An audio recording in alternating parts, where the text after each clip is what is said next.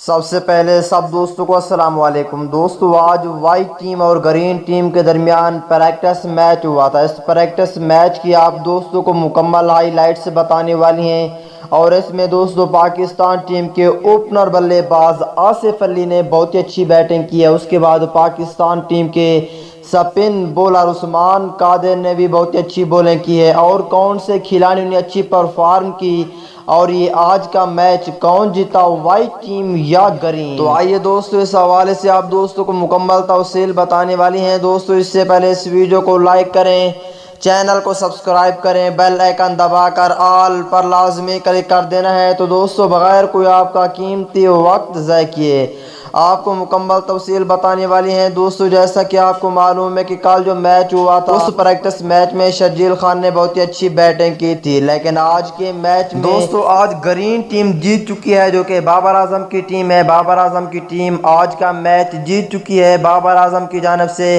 Pakistan team کے back ہٹر Asif علی نے بہت ہی اچھی بیٹنگ کی ہے۔ آصف علی نے بہت دنوں کے بعد بہت ہی اچھا کم بیک کیا ہے، 95 رنز بنائے ہیں، سنچری سے صرف 5 سکور کم ہے۔